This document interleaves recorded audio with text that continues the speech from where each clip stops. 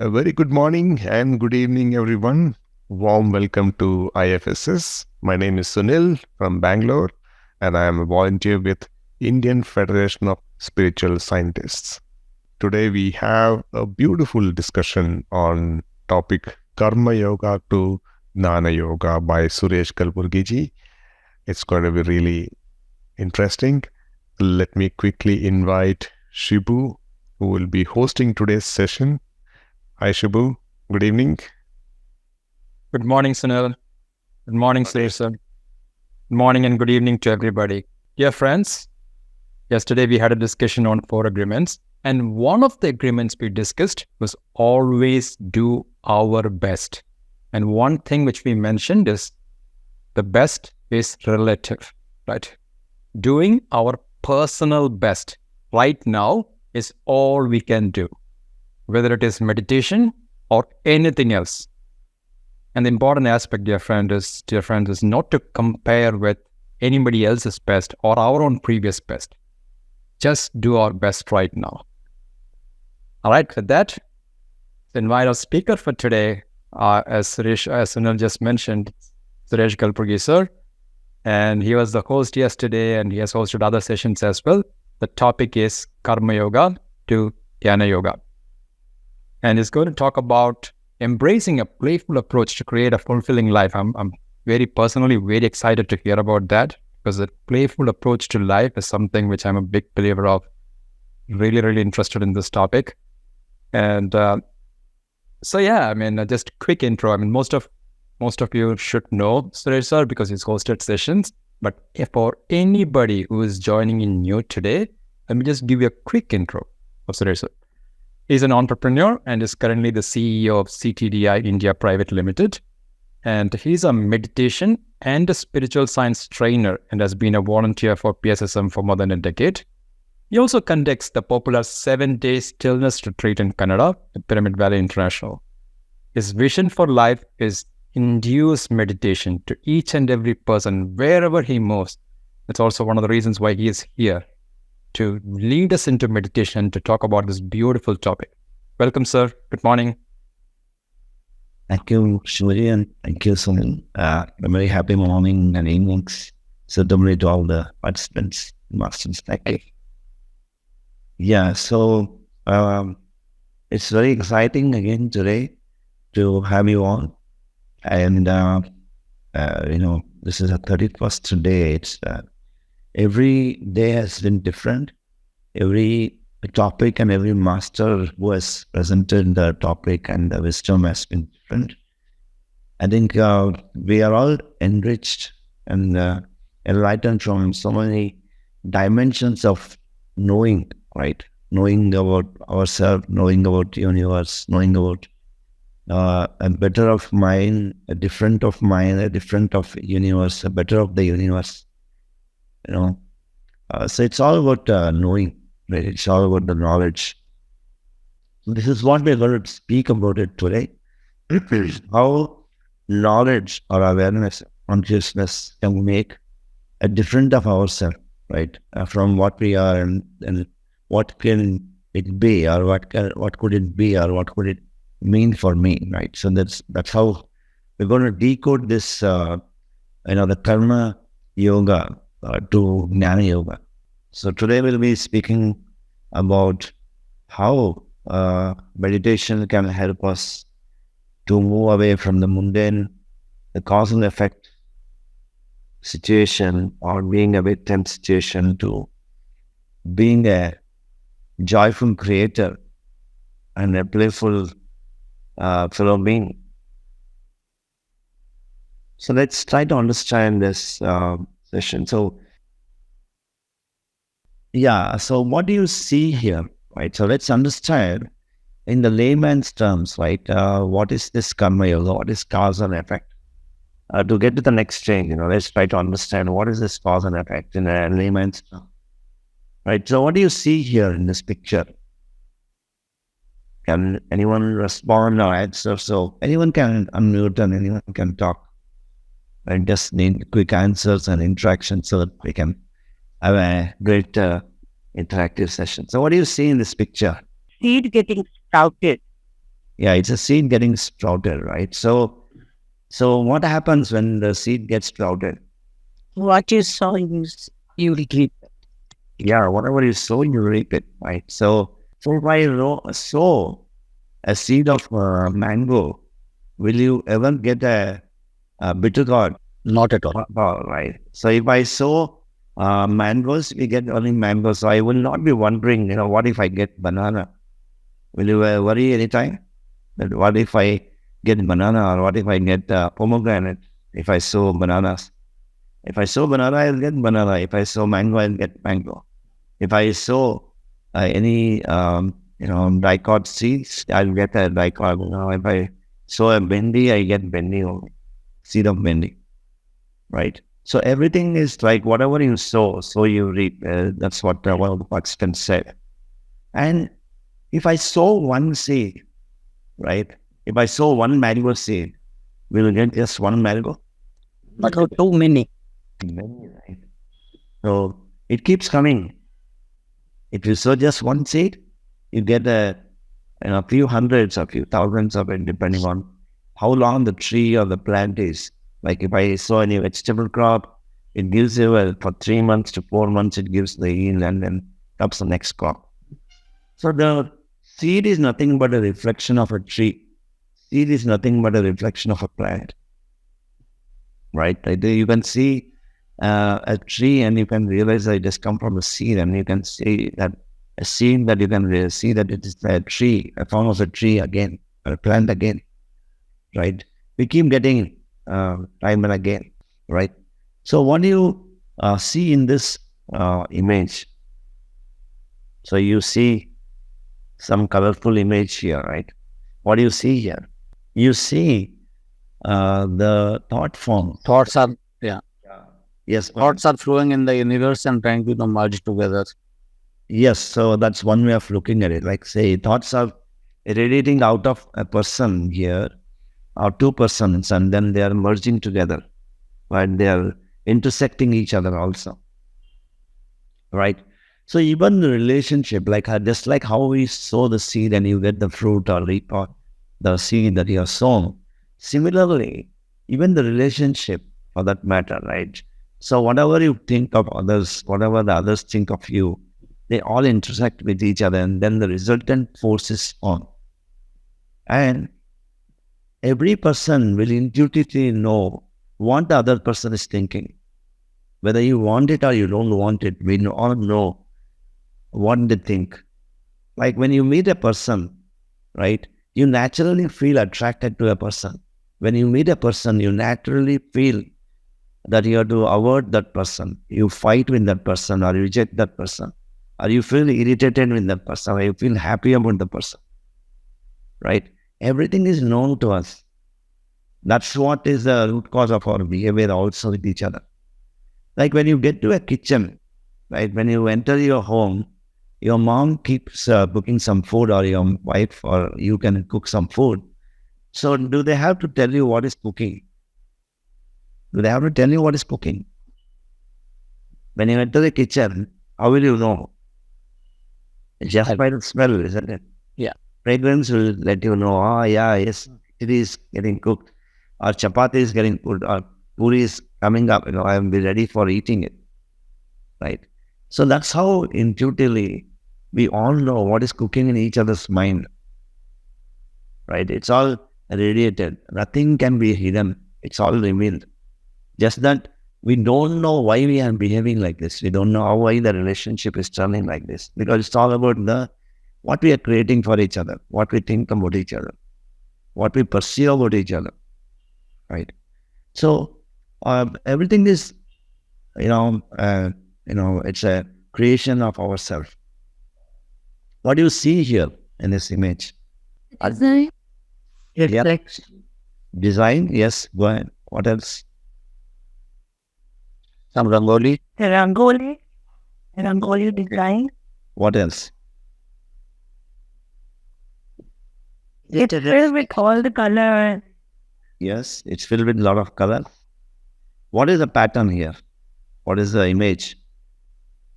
I hope you can see some flowers, some leaves. Plant growing Does it get weaved? Yeah. Yes, weaved. That's where. Yeah, So you weaving. embroidery machine, right? You're weaving, Yeah. right? So this is an embroidery machine, or you can say it as a weaving machine, right?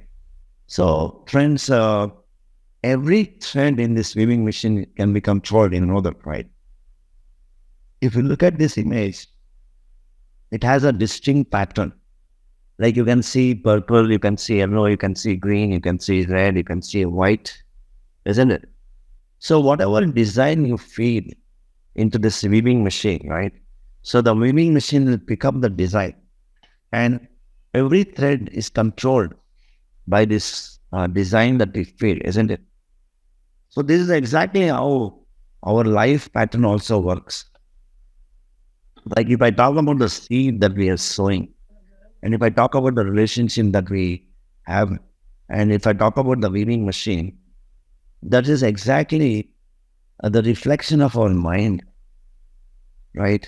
Our mind is like a farmland, right? The thought is a seed.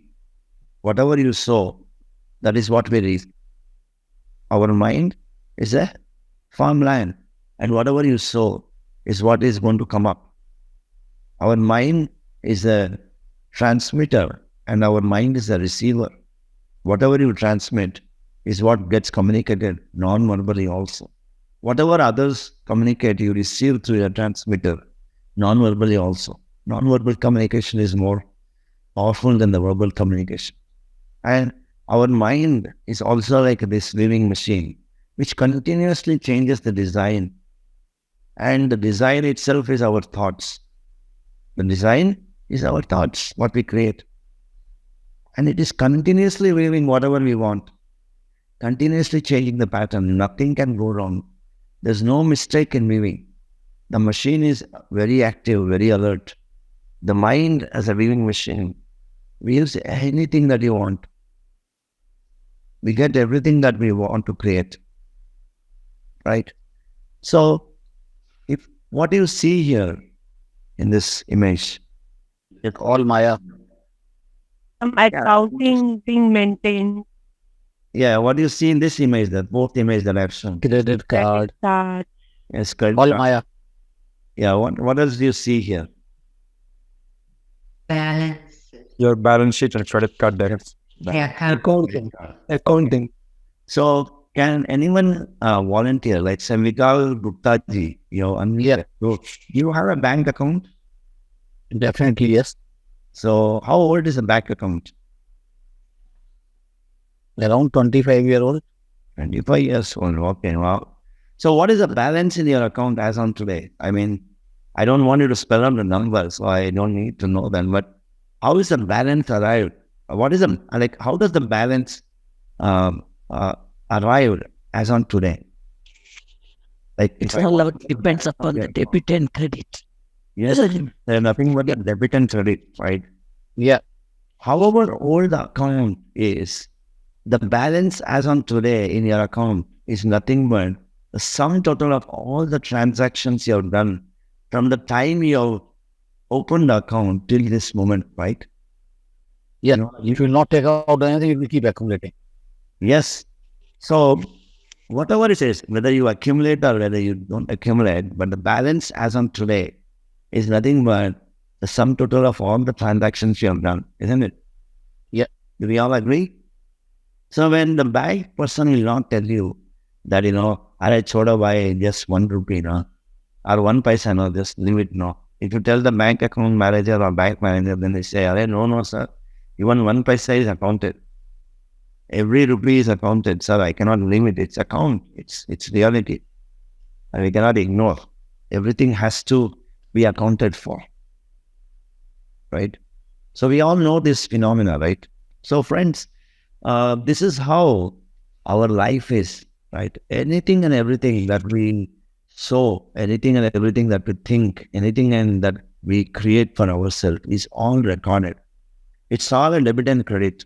And if I borrow, I pay up the interest. If I lend, I get interest.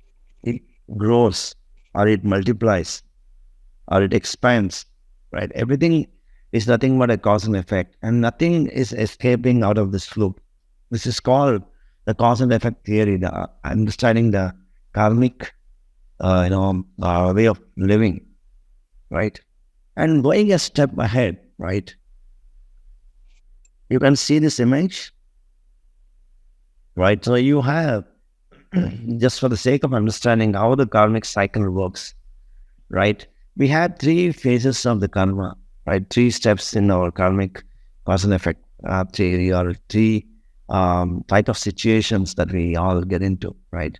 And that is called as a sanchita karma, the prarabdha, and agami, right? Okay, so the sanchita is nothing but a collective account of all the creation that we have done. From the time I have detached from the universal, so-called Paramatma, the universal consciousness of a supreme energy, a supreme being, till this moment, right? Whatever we have created so far, it's nothing but a big deposits of all the, the carry forward that we have done in each year. Like if you look at the bank account, right, what happens? Every March 31st of every year, or 31st of December of every year, depending on how you account yourself, right? There is a closing balance that happens. So whatever interest you have paid, or whatever deposits and withdrawals you have made, it's all net off. And you say, this is my closing balance on 31st of March. And then the next day, the new year starts. That is April 1st or the 1st of January, new year starts, isn't it? And what is the new year opening account? The opening balance is nothing but last year, isn't it? Okay, so that's called the profit and loss account is closed. And whatever you earned or whatever you lost is added to your balance sheet, your assets and liabilities, right? So that nothing, the sanchita karma is nothing but the balance sheet of all your life put together as on this life, right? That's called the sanchita karma. All the assets and liabilities. Like if you're a businessman or accountant, you understand it much better, right? So it's nothing but, I would say, a grocery shop with a lot of seeds, a lot of things to cook, which can be used to cook the way you want or whatever you want. You know, it's just like a big grocery shop.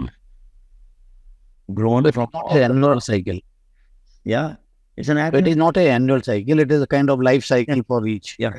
So this is the life cycle, the balance sheet of the past life, all the past life put together. The moment you finish one life, like if you vacate the body from one janma or life, then immediately your closing balance is arrived, and then starts the opening. The moment you take incarnation again, or you come back to this body again, right, the opening balance, it comes with you, right? But there is a bit of a shift here that is called the prarabdha.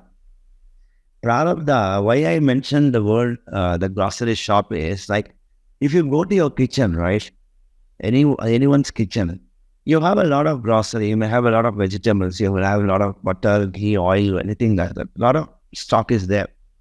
But when you want to cook some food, right, what do? Will you dump all of that is available in the kitchen and cook a big dish? What do? We choose a dish first in the mind. Oh, let me cook this dish. I have a lot of things in my store, but for this meal, let me cook only bisibelabat, or let me cook only dosa now. So I will take only that much that is required to cook for that meal and cook the dish I want and enjoy the meal, isn't it? So that is called the prarabdha. That means I will only bring that much from the sanchita, which is a big hill of whatever I create. Like you can see a big pyramid on the back of my backdrop, right? Similarly, you take only a part of it that is called from the sanchita, you withdraw and say, let me experience only this much in this life, and then bring it into the prarabdha. That means I want to invest in a business, so let me just invest this much money. I have a lot of money, but let me invest only this much, and let's see what happens to this business of this life, this janma. Or let me cook whatever dish I want to cook for this meal and enjoy this meal first. So we'll decide that out of the complete karmic account, I'll say, Arey Baba, it's too tough to finish all of this. Let's finish only this much and see what happens. And we decide what is the right thing to cook. I will cook it in low flame, high flame. That is the level of difficulty I want to create. Level of difficulty or ease that I want to enjoy in this life, right? So it says, I know, my prarabdha, I have done all these things, I'm suffering like this. I'm enjoying like this. Why am I born to this beggar? Why am I born in this rich family? Why am I born of, handicap? Why am I born with special enabling? Why am I born deaf? Why am I born with irritating skin? Or why am I born with allergies? Why am I not afraid? Why am I completely afraid of darkness? Why am I afraid of all this water, fire? So everything is nothing but a prarabdha that we have bought in to enjoy or experience. But there is something called as a victim, or there is something called as a premium way of living, right? With all that we have, like suppose the prarabdha, right? Prarabdha is like, I'll give you an example. Because of my karma and the prarabdha that I have gone, I'm supposed to suffer without the food. Like I may not get a meal today. You're in some unknown place. You have lost your wallet, right? And I am completely hungry, right? And I want to have food. No wallet, no money. And I'm trying to request to some people, "Arey Baba, give me some food. Or give me 10 rupees or 100 rupees. I will return it back to you later." Right? But no one is agreeing. So you're stuck with your hunger. Nowhere to go, no one to feed you. So what will happen to you? Can anyone say what happens if you're completely hungry and no food, no money, no one is helping with the food? So what happens to you? You will try to, find out the ways to get the food for you by hook and crook or whatever way. I'm not getting it. What happens to you after that? You What will remain hungry? remain hungry. After that, what happens to you mentally, physically? Pain, Pain. pain, and it will turn to anger. Anger, arrogancy, and try to, figure out the ways to get the food for you. Frustration is cause. Typically, what will happen to you? These things, weak. Weak, sick, What happens to your stomach? starvation, Starvation, yes. What happens next after starvation?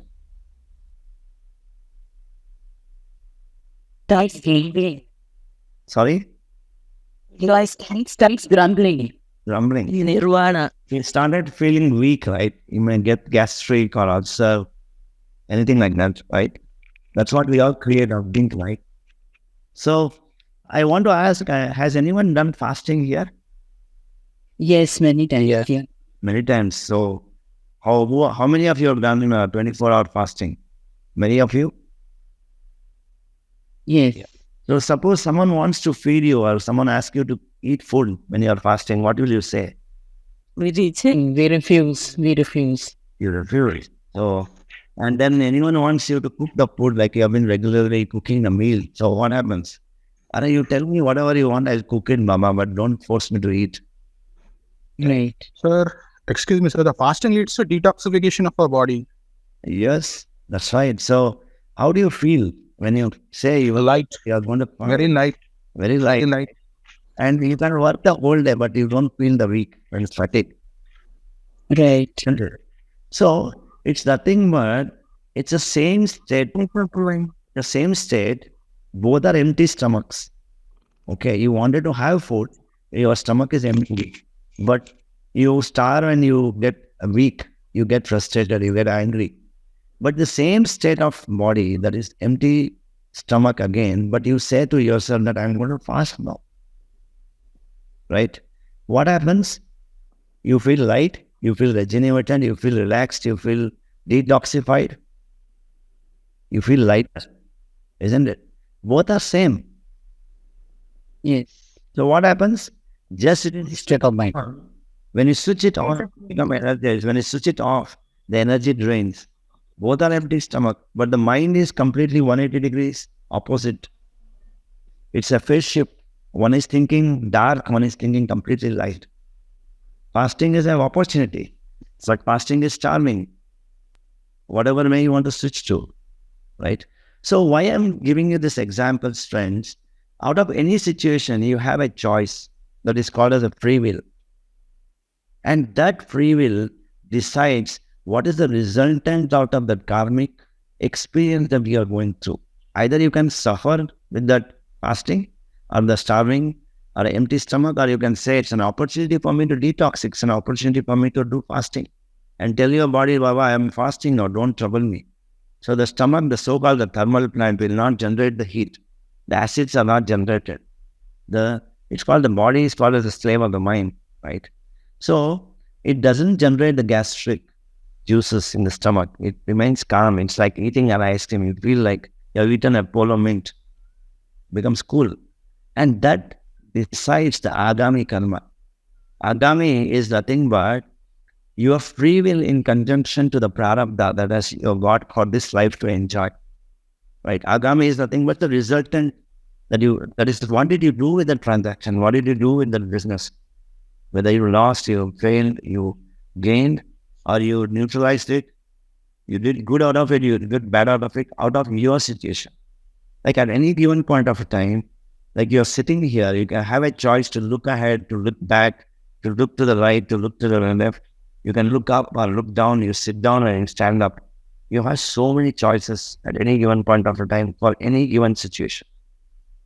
That situation and the free will is nothing but what you create, the dish. It is nothing but the dish of the life that is called agami. And that agami will go back and add to the sanchita again. So this is called as a karmic cycle. We keep adding, we keep doing whatever we do out of our free will, our consciousness, of our awareness. But we are not at all aware of that awareness at all. We don't know that we have a choice. We had a choice at all for any situation. Okay. So that is a trap, my dear friends. That is a trap. We feel, I am a victim. I've been victimized. I am having a lot of my prarabdha. I am suffering. If anyone likes mirchi bhaji here, you know mirchi bhaji? Is it sweet, right? Mirchi bhaji is very sweet. No, hot. What It's is it? hot. It's hot. So you enjoy mirchi bhaji? Yes. Yeah. Yes. So anyone cooks very, very, like someone, your mom or your wife or you shall cook very, very spicy food. Thoda tikka jada ho gaya. So what will you say? I see, I'm sweating so much, Can anyone eat so spicy food? I don't want to eat this food. So what happens? That is also spicy. But when you want to enjoy mirchi bhaji, you say, more tikka, wonderful. It's so hot. No, it's so wonderful. I'm enjoying. Good mirchi bhaji. Give me one more.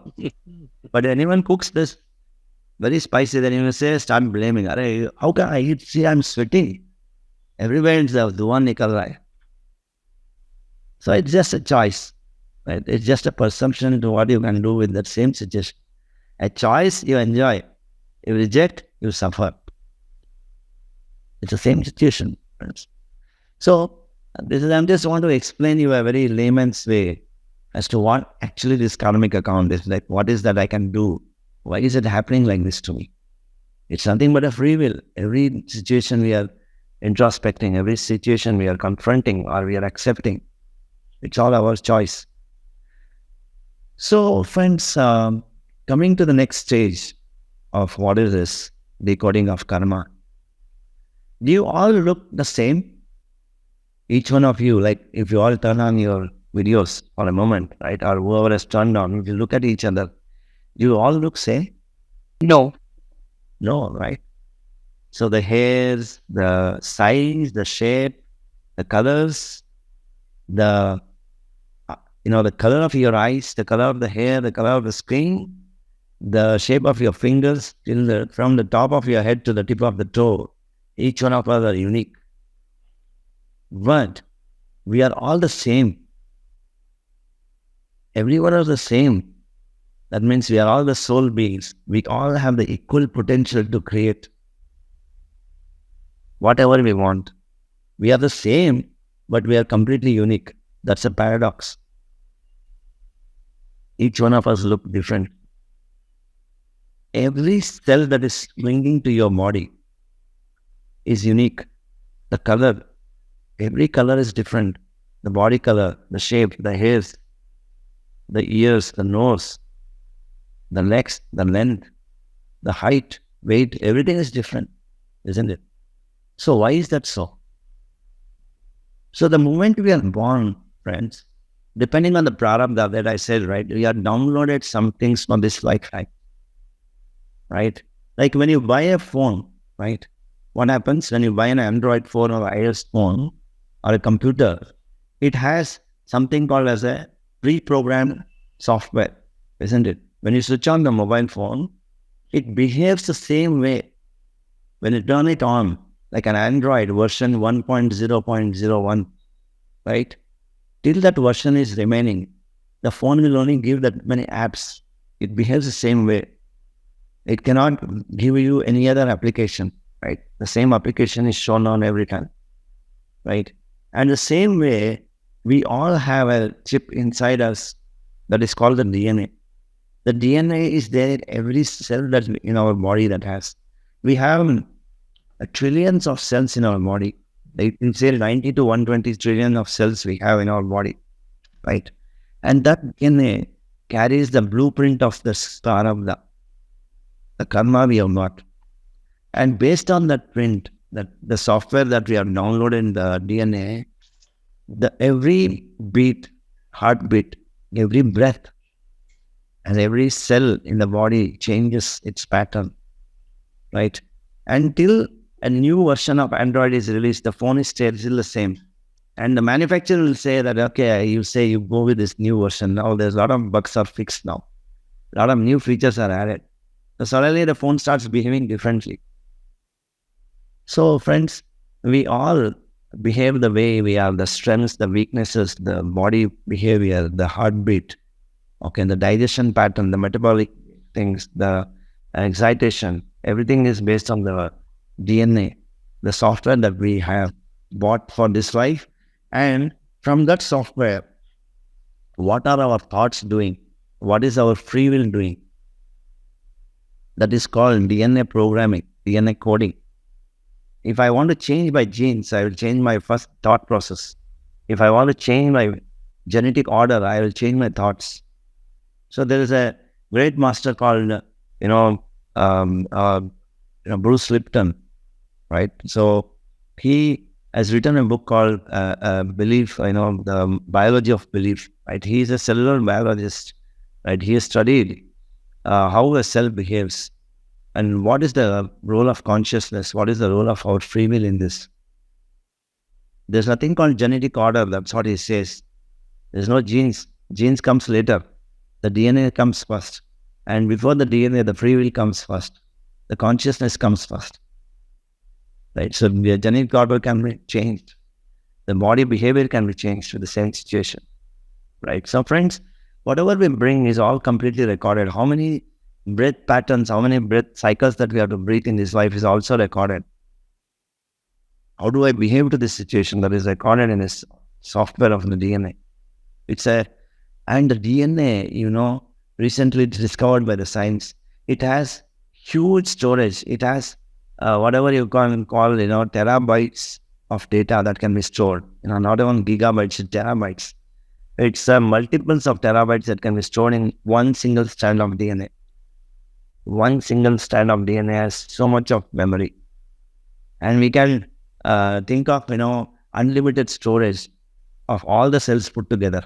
Just if one strand can store so much, how many cells do we have? We have trillions of cells into terabytes or picobytes of storage. So that much of transactions can be stored. That much of memory can be recalled from your DNAs. That can be programmed continuously. It's a continuously programming, just like you saw the weaving machine, right? The embroidery machine. It is continuously changing the pattern. It's continuously weaving whatever you are thinking just now, right now.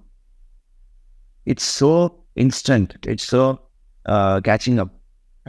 So friends, this is called DNA programming. This is what it is. Like, I want to give a simple example, right? So if you want to find all those people who are studying, where will you find them? If you want to find all those people who are studying, where will you find them? School, colleges. Schools, colleges, right? And if you want to find all those people who are having food, where will you find them? Restaurants, hotels. Hotels, right? Dining hall or like kitchens, having food, right?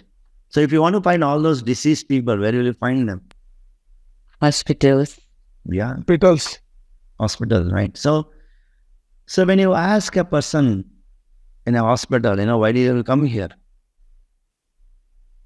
So they all say, Are Baba, I have some disease, I've come for treatment. Oh, is it? I also come for the same.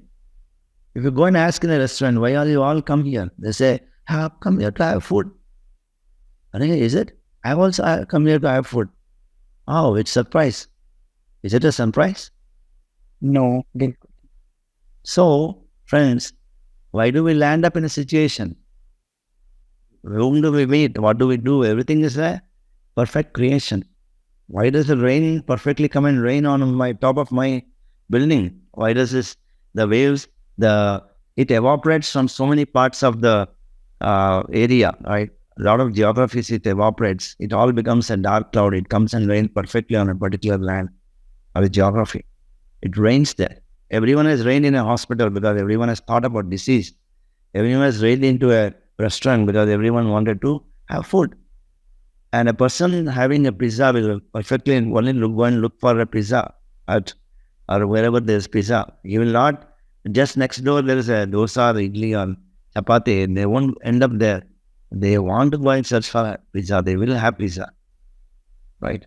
So that's how everything is aligned, my dear friends. But this is all the theory of cause and effect. Right? And as I told you, it can be a victim or it can be enjoyment also. Fasting can be, empty stomach can be suffering, or it can be an enjoyment. The choice is ours. But are we aware of this choice? Why are we not aware of this choice? Why do you think that I am in a trap? Why do you think I am suffocating? Why do you think I am a victim? Because we lack awareness.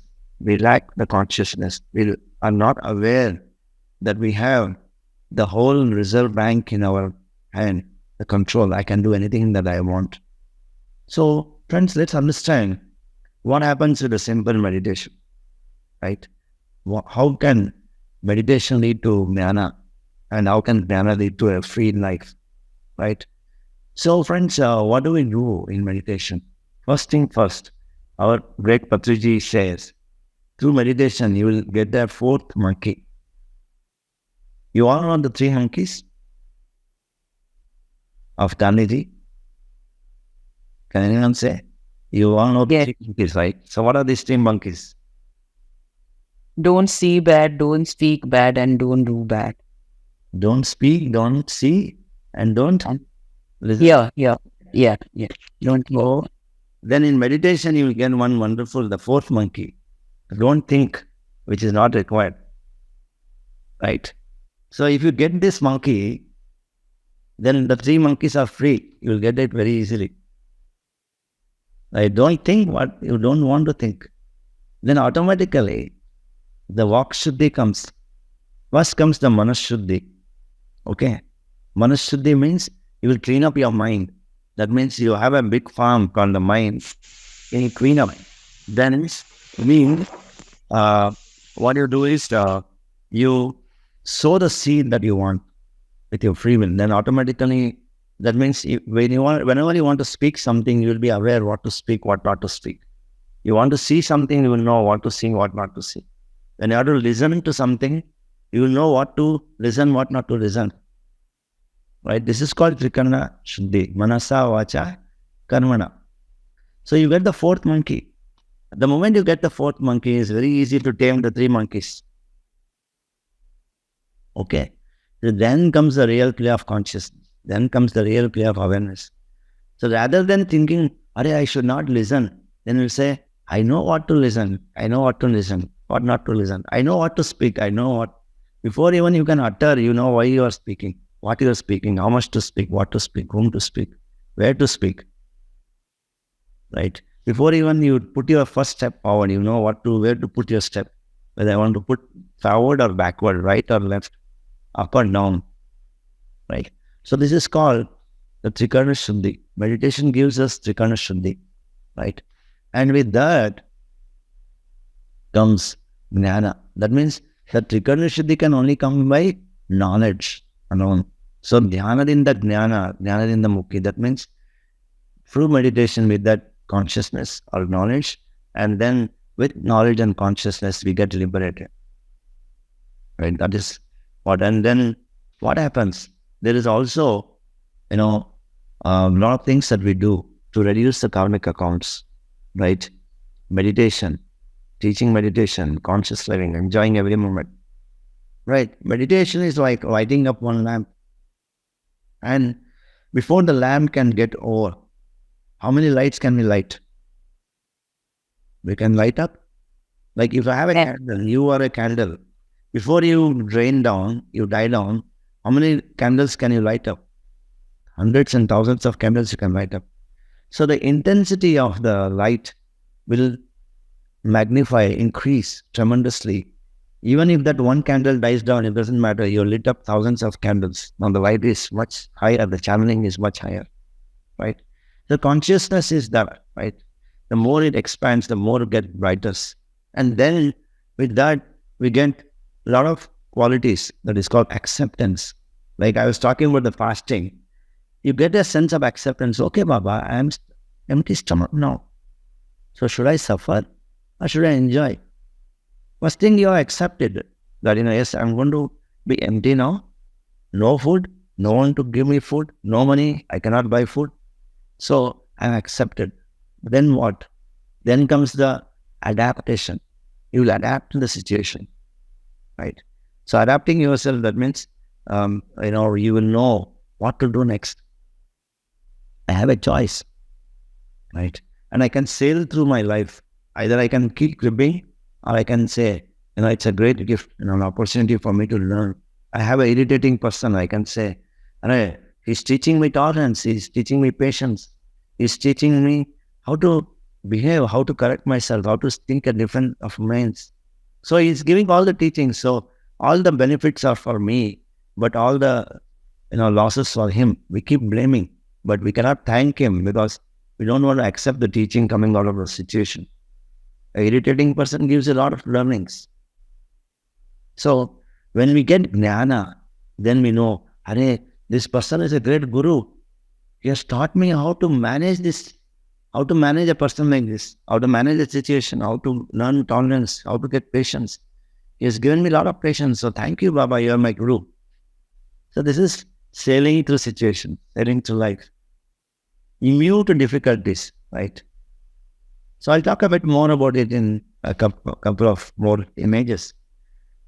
So what do you see here, friends?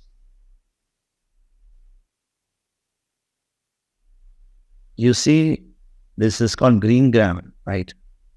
Or a mung.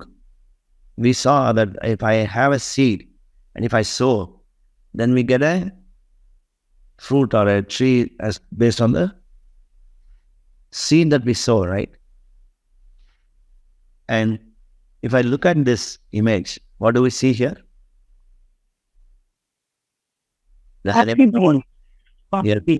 So is it a normal bean or is it processed? Fried. Fine, right? Roasted bean. Roasted. Right? What if I sow this roasted bean? What happens? Will you get it? It will not sprout. It will not sprout, right? So anything that is roasted, right? It will never sprout. It will never come up as a plant. So in Bhagavad Gita it says, Gnana Agne Dagda Karmanam. That means Gnana ka Agni, the fire of the consciousness or knowledge, will burn the karmas. That means I have accumulated a lot of sanchita karma out of so many lifetimes. I have accumulated so many seeds of different varieties of fruits and crops and everything like the karmas. I have accumulated so many sacks and sacks of seeds I have accumulated. That is yet to be sprouting. So what I will do, I'll go and fry all those seeds. That means the fire of the consciousness can roast all the seeds and all that karma will become nil and void. Null and void. I can enlighten myself. I can make this life the last life of my journey. I can stop all the suffering here and now. Just that I need that consciousness. Just that I need that awareness. Just that I need to be enlightened. Right?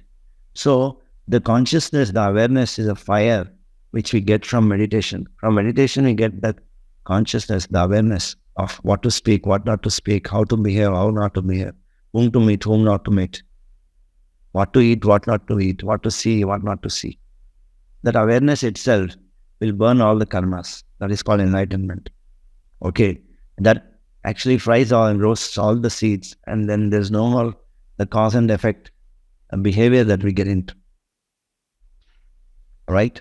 So that is what is called moving from human consciousness. That means if you get a big wave and you stand in front of a big wave, what happens? When you are in a beach, you get a very huge wave, what happens? You get drowned, right, naturally. You are a victim to it.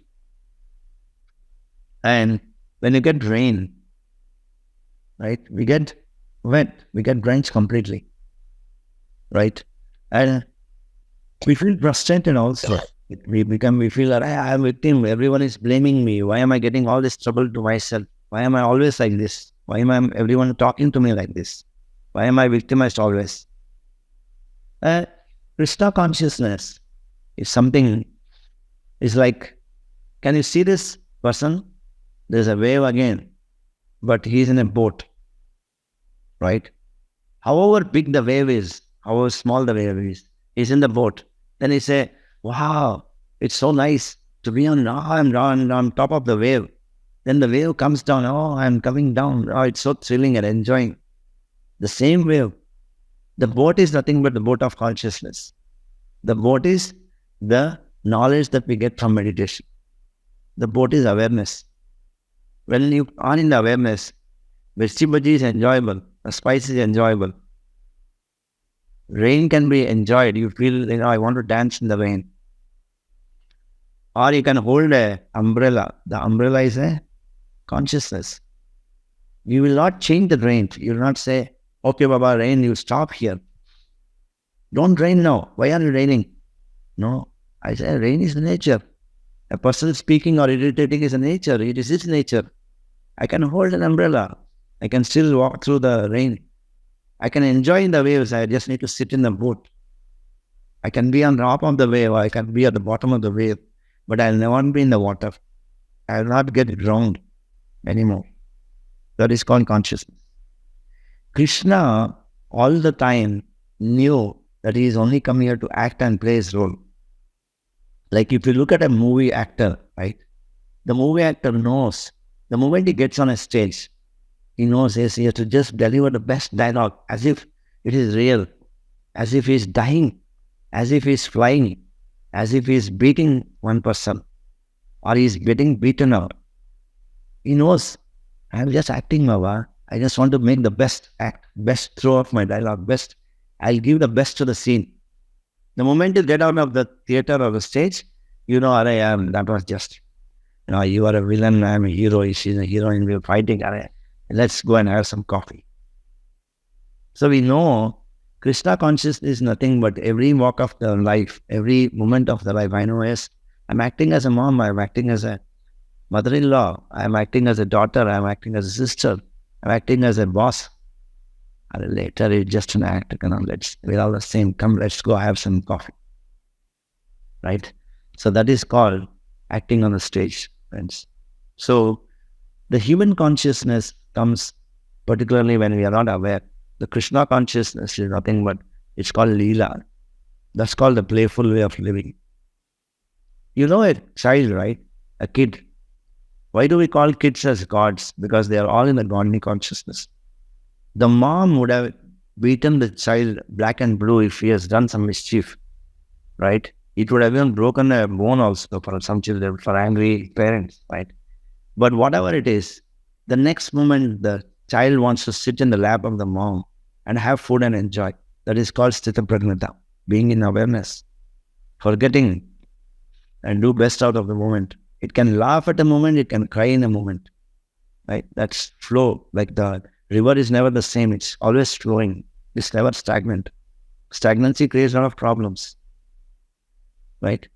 So friends, I hope you would have understood this, the way of Dhyana, Gnana and Mukti, the way of victimized living to a conscious and a Krishna way of living, and a victimized or a human consciousness to a godly consciousness.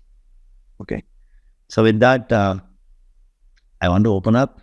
I know the session was a bit of long, and because I had made it interactive so that we can get to know each other and talk and get to know your viewpoints. And if whoever has some time can always participate for any Q&A. And there is a thing called a suffering, right? Whatever you get is what you created, right? Whether it is cancer or someone stealing or doing burglary, it's all in the game.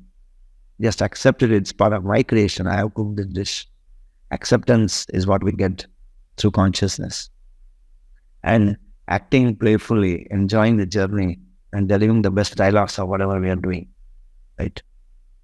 So thank you, friends, and I hope it was, you could get something good out of this session today.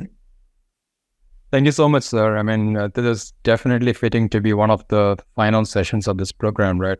Beautiful, beautiful examples you have given, and you've broken down some of the complex topics, right? So many things comes to my mind. The weaving machine, the mind is the weaving machine, and the design being the thoughts, right? The grocery store example, and also the fourth monkey, I found was very interesting. Thank you for all of that. And I respect in one profound thing, which, I mean, there's so many takeaways, or it's difficult to name a few, but irrespective of the situation, suffering is a choice, right? That is always a choice. That's something in our hand. Reminds me of the Buddha's second arrow example, right? The story which he always talks about, the second arrow. First arrow is a situation which always hits us, but the second arrow is completely our creation, right? That's what we create. That's the suffering we create. I mean, what happened to me? What will happen to me? All of that, right? That is found, and that's always a choice. Very beautifully explained with so many examples, sir. So we have people who are raising their hands. Please go ahead, Chetnaji.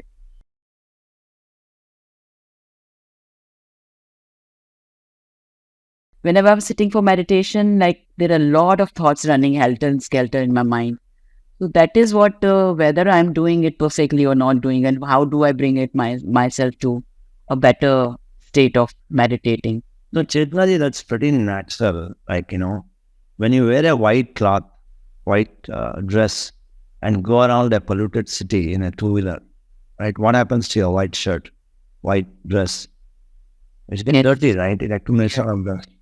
And when you soak it in water, right, to wash, what comes out? Dirt comes out. Yeah, comes out, right? So you're involved in yourself in a lot of transactions, right? And the moment you sit, a lot of dirt comes up, right? That's called popcorn effect. Like if you wash an already washed shirt or a dress, will you get the dirt out? It yes, maybe a small part, whatever is stuck will come out, right? But if you accumulate a lot of dust and dirt, the moment you sit, automatically it's like a popcorn effect. Like when you put popcorns into a pan, all the popcorns have to burst out. So have patience. Once it's all pops up, then automatically calms down. It just needs consistency. It needs patience. So it's natural for everyone that a lot of thoughts. It's not that the thoughts have started coming then.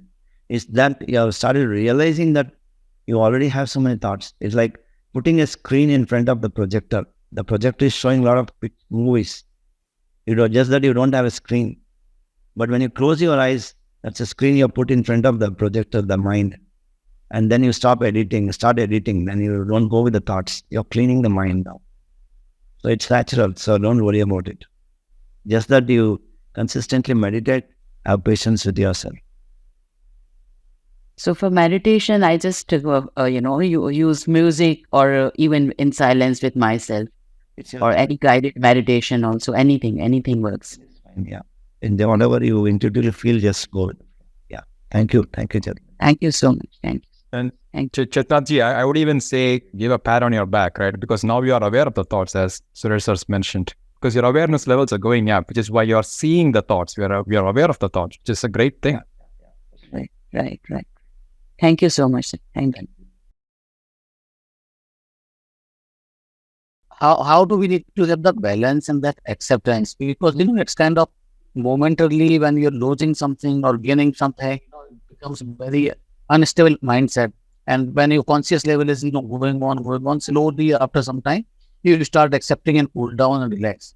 But how to get into the very first stand and start getting acceptance, whether it is a loss or Maya loss or physical, money loss or whatever. Yeah. So, Vikrant, this is a very tricky question to everyone, right? Say, what happens is as we start doing sadhana, right? Like say you are in a room, right? The room is bigger than you, or you are bigger than the room. The room is bigger than me. Okay.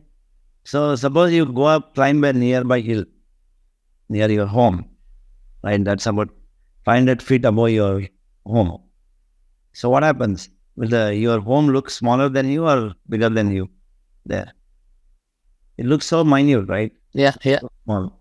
And you are on top of it, right? So it's no more bigger than you. Like when you get in a car, it's occupying you. You're the driver, but you don't know that you have the capability of driving every single component of it, right? So what happens is our consciousness is limited. But when you withdraw from the problem and look it from the top of it, and you can see, it's such a small thing. So the lens is your optical lens, is your mind. So you can either magnify it, you can use a concave lens, or you can use a convex lens. It's just optics of the mind, right? If you feel that you're suffering, that means you need more sadhana. Energize yourself, elevate your consciousness. Like say some person says, in most of experiences you would have heard, before meditation, I was feeling very irritated. I was getting angry on every situation. And now I don't get angry. People talk about it. It is a natural byproduct of Gnana. When we do meditation, we automatically get enlightened. So we don't need to start thinking that I have to accept it. Acceptance becomes your true nature. That's what I said, you get the fourth monkey. Tolerance becomes your nature. Not to become angry becomes your nature. If everyone calls you a donkey, then you say, let me laugh at it. If you naturally get a smile and you feel it's entertainment.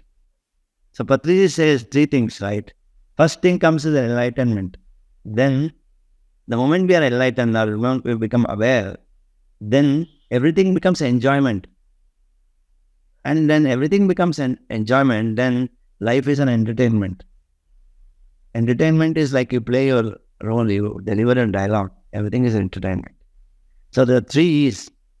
First is do the sadhana, you come into awareness, then naturally, whatever the challenges you are in, the way you are looking at the same situation changes.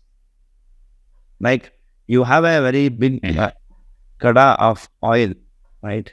If the kada of oil is hot, even if you sprinkle one drop of water, what happens? Dust. Well, right? Just stop. And if the oil is cold, and you pour One glass. one glass of water, nothing happens. Nothing will happen. The same kada, it's the same oil. So if my mind is hot, if anyone says you donkey, then they had it. If anyone says you, why are you so angry? Then they had it. Who said I am angry? You are angry. Your father is angry. I am not angry. So, you cannot teach a person who doesn't want to be taught. And you don't have to teach a person who already understands it. So, that's how it is. So, it becomes our nature. Moving from one state of consciousness to another state of consciousness. Moving from one state of darkness to another state of darkness. Moving from one state of light to another state of light. So, it's a journey. Right? So, no need to struggle. It's a natural phenomenon. We generally say, the things, whatever your sanskar and all are rooted in you, and now when you're changing your things and acceptance and all, how you can get those to be replaced and imbibe totally, and this can become kind of a rooted sanskar for you. Like simple example, if I am heavily rooted with the anger and arrogance, so even at the top of the pyramid, I'm perfectly okay and cool and relaxed. But the moment something triggers, the real rooted arrogance and anger will come out and we start blasting. Yeah, that's what I said. Would this come with the practice only? Yeah, it just, as I told you, the same person was getting angry before, and after sadhana, they will say, no, I'm no more angry now. Same situation. You can only laugh. So that means if you are confronting, that means to say you need more sadhana. That's what. You have to increase your energy, right? You have to increase your energy. That's what it can say. So you just said you cannot teach a person who doesn't want to. So how can we go ahead with such a person?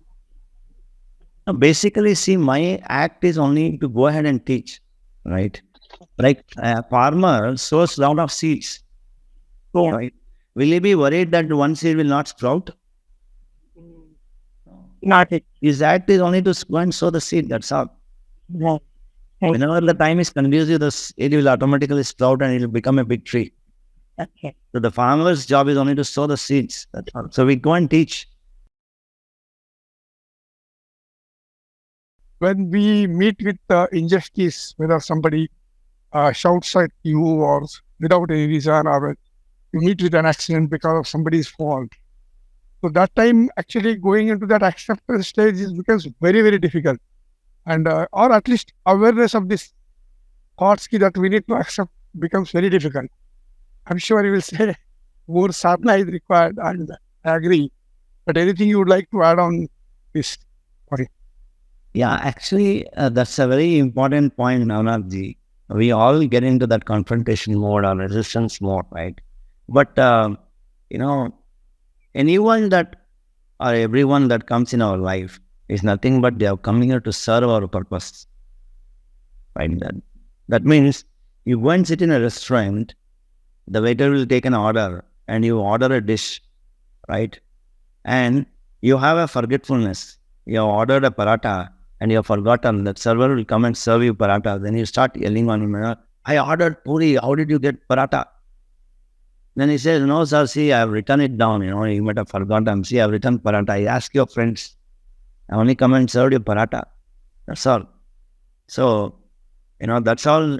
That's the reality, is that everyone comes here to serve your purpose. What we see is our world. If I close my eyes, my world vanishes. My mother, my father, mama, mommy, dada, dadi, children, everyone vanishes, right? And what you see is your own reflection, your own world. I see my world. You are the center of your universe. You are the master of your world, right? So the reality that we can always remember every day, that, what I am seeing is my world, my dimension. And anyone who is coming in my world is to only serve my purpose, my invitation. I have demanded, I have ordered something from them. But just that I have forgotten. In one of my balance sheets, I have to owe some money to someone. That person comes in this life, you start resisting. Then you say, Arey, you go and look at your accounts. Then you say, okay, 5-year-old accounts I'll remove, take out and say, Arey Baba, yes, I had some liability. Then you get an acceptance. Yes, I had to owe him. Sorry, Baba, I didn't remember it. I'll pay you now. Come, let's go. So that's how easy it is, actually. So actually, acceptance is something which we get. And it's easy. When the moment you get awareness that, yes, I had to pay back something. He has come to serve my purpose, whatever I have demanded. Then you feel so happy. And you feel so sorry that, I blamed that person for no reason. Whether he has cut your hand or you got cancer, it's all the same. What you do out of the situation is your choice.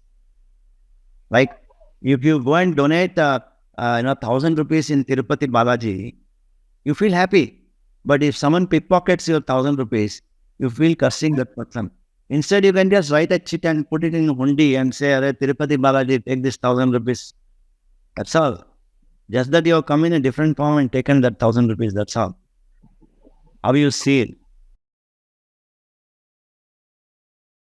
Now, let's say something happened, and one thought on one side is that, okay, this is perhaps due to the karma that I need to experience this, or I need to undergo, or I need to go through this. But on the other side, there is also another thought, another school of thought that you can create reality. You can change that. There is I think, a fine line of difference between these two. Like, what has happened? So is it like, if something keeps happening and we keep accepting it's all about karma, it's all because of karma. But on the other side, you can also create. So how do we look at these two with this fine line of difference? And that's the paradox, right, Sanjay? So as you said, right, there is a prarabdha, there is a karma. Either we can feel victimized or you want to confront it. Like, say, Krishna said to Arjuna, right, at the end of the Bhagavad Gita, right, he preached and he taught and understood. Then Arjuna finally asked, Are Krishna Bhagavan, what should I do now? So Krishna says, Jo ichha vahi karo. Okay, whatever you feel like, you do it. Now you have knowledge. You want to fight, you fight. If you don't want to fight, you don't fight it. The choice is yours. So, awareness of the choice itself is a great tool, right? As you said, the awareness, that is very important. So, either you can confront or you feel victimized. Or you want to change or you don't want to change. Like, say, it's all about, like, say, you feel cold in a situation, like you go into a cold weather, right? There can be two solutions to it. Either I can quickly wear a jacket and feel comfortable. I can say, let me enjoy this cold and allow my body to heat up. I still feel warm. Like, the body will pick up and become warm. The choice is mine. I want to confront, but I don't change. I cannot change the other way around, right? What I can only change my optics of my mind. Right. The choice is ours in how we respond to that situation, how we look at that situation. I think that great. Thank you, sir. Friends, so that concludes day 31 of My Time 2023. On behalf of Team IFSS, our partner organizations, Sambhala Solutions, Meditation Magic, and Breath Universe, I thank all the participants for joining this session.